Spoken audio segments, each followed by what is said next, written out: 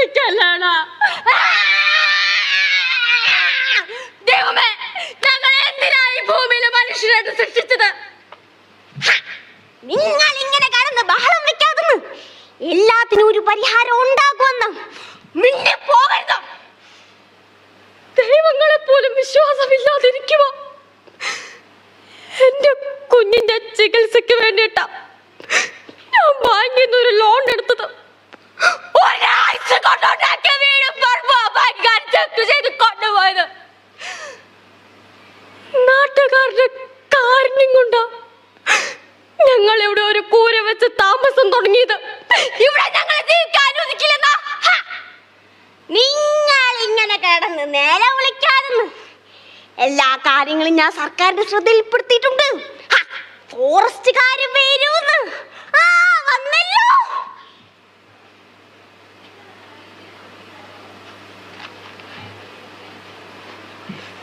എവിടെയാ ആന? ആനയാണോ കേറിയത് അതോ ആടാണോ കേറിയത്? അല്ല, നിങ്ങൾ ഈ കൂരയുടെ മൂലക്കൊക്കെ ആന അടിച്ച് വെച്ച് കഴിഞ്ഞാ ആന വന്ന് പിടിക്കുമ്പോ ആനയുടെ തുമ്പിക്കൈ മുറിയൂലേ? അമ്മേ, അമ്മേ, ഇന്നലെ പാരയില് കിടന്നുറങ്ങിയപ്പോ അട്ട കടിച്ചു. ഈ അട്ടനെ ഒന്ന് കൊന്നു കളയാൻ പറ്റോ? അട്ടേനെ കൊല്ലാൻ പാടില്ല. അട്ട നമ്മുടെ പ്രകൃതിയുടെ സമ്പത്താണ്. അല്ല, നിങ്ങൾ ഈ പൊരയൊക്കെ പ്ലാസ്റ്റിക് ടാർപോൾ വെച്ച് കിട്ടിക്കഴിഞ്ഞാ ആന വന്ന് വലിച്ചു മുറിച്ചു കഴിഞ്ഞാൽ ആനയ്ക്ക് ദഹനക്കേടുണ്ടാവൂലേ? ആദിവാസികളുടെ ഉന്നമനത്തിനായി സർക്കാർ 112 കോടി മാറ്റി വെച്ചിട്ടുണ്ട്. എങ്ങോട്ട്? അതൊന്നും ചോദിക്കില്ല, അത് ഞാൻ പറയൂല. എന്റെ കുഞ്ഞിനെ പുലി പിടിച്ചോണ്ട് പോയേ. ഇതുവഴിയാണ് പുലി ഇറങ്ങി വന്നത്. അമ്മയുടെ കൺമുമ്പിൽ വെച്ചാണ് പുലിക്കുഞ്ഞിനെ എടുത്തുകൊണ്ട് പോയത്.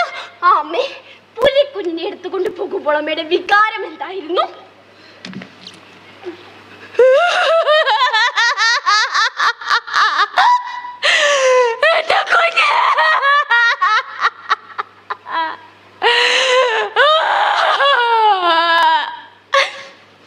ഇതുപോലെയുള്ള നല്ല വാർത്തകൾക്കായി ചാനൽ ഇനിയും സബ്സ്ക്രൈബ് ചെയ്യാത്തവർ ഉടനടി സബ്സ്ക്രൈബ് ചെയ്യുക.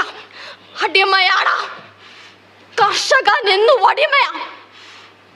കെട്ടുതാലി വിറ്റിട്ട് പശുവിനെ വാങ്ങി പകലന്തിയോളം അതിനെ പോറ്റി വളർത്തി പാല് കറന്നു കൊടുക്കുന്ന കർഷകന് കിട്ടുന്നത് 3 കൂവ.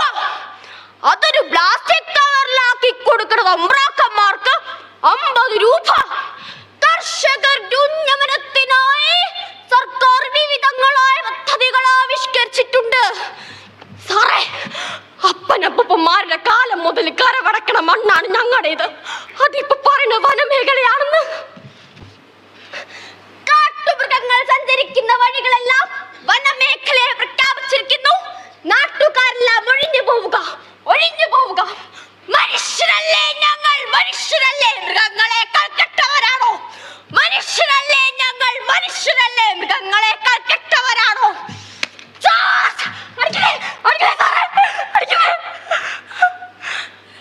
തലമുറകളായി ഈ മണ്ണിൽ പണിയെടുക്കുന്നവരാ ഞങ്ങള്. കോടാനുകോടി രൂപ കേരളത്തിന് നേടിക്കൊടുക്കുന്ന കർഷകർ. അതെ, ഇതു കണ്ടാണ് ഞങ്ങൾ പുതുതലമുറ വളരുന്നത്. ഞങ്ങൾ ഒന്നടങ്കം ഈ രാജ്യത്ത് നിന്ന് തന്നെ പലായനം ചെയ്യും. ഭരണകൂടങ്ങളെ, വന്യമൃഗങ്ങളെ കെട്ടിപ്പിടിച്ച് നിങ്ങൾ ഈ നാട്ടിൽ കടന്നുകൊള്ളൂ. ഞങ്ങൾ പോവുകയാണ്. Good bye.